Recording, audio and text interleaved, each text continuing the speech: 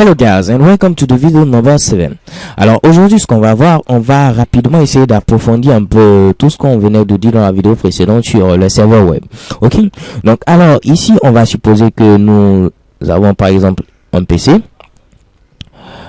un autre PC ici, pourquoi pas un Mac ou un PC sous Linux, ainsi de suite. Donc avec peut-être des systèmes d'exploitation différents, ça ne gêne pas. Et également ici je peux mettre un téléphone portable. Et on va disposer maintenant d'un serveur web. Donc j'ai à ce niveau ici un serveur web. Ok. Ce qu'on va essayer de faire, c'est quoi? Supposons que mon PC qui est présent à ce niveau veuille aller sur la page google.fr. Donc Google. Oh, je vous rappelle, j'écris vraiment très mal. Donc sur la page google.fr. Donc, qu'est-ce que mon PC va faire ici? À ce niveau, je vais utiliser un navigateur internet. Dans la barre d'adresse, je vais taper google.fr. Et lorsque je vais lancer, avec tout le procédé, on va utiliser le modem, le routeur, ainsi de suite pour aller trouver le serveur. Donc, ne vous inquiétez pas. C'est un peu plus compliqué, mais je vais faire ici un peu plus simple. Donc, supposons que ici, c'est le serveur de Google, qui se trouve peut-être aux États-Unis, même si c'est google.fr. Supposons que c'est le serveur de Google qui se trouve aux États-Unis.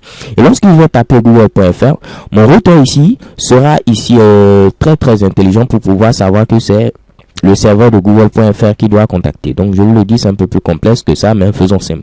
Donc, lorsque je tape google.fr, on va venir ici à ce niveau, rechercher le serveur google.fr. Et qu'est-ce qu'on va faire ici? C'est tout simplement demander, peux-tu me fournir les fichiers qui me permettront de pouvoir visualiser le site google.fr?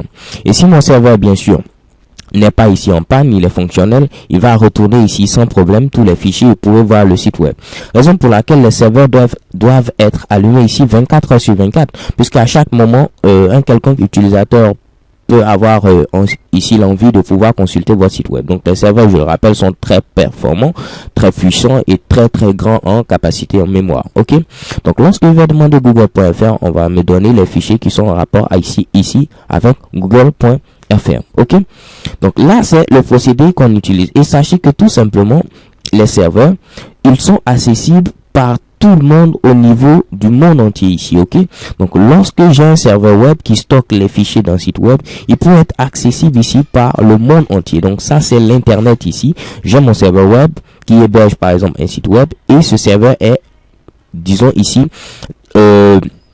peut être ici contacté par n'importe quelle machine dans le monde entier. Ok, donc pour terminer ici, je vais vous montrer. Donc là je rappelle simplement ceci pour que tout soit clair. Donc j'ai ma machine, j'utilise mon navigateur internet qui va demander ici à atteindre la page google.fr avec le procédé de modem, routeur, ainsi de suite. On trouve le serveur de google.fr qui se trouve peut-être aux États-Unis et le serveur va retourner ici les fichiers sans problème. Mon navigateur va ici se charger de pouvoir les traduire pour avoir ici un bon rendu. Ok. Et lorsqu'on fait cela, on va dire que les différents appareils, que ce soit le téléphone mobile ou l'ordinateur qu'on utilise, est ce qu'on appelle ici un client. Donc nous sommes ici en architecture client-serveur. Vous avez peut-être déjà entendu parler de ça, mais lorsque celui qui demande, c'est celui qui est appelé ici le client.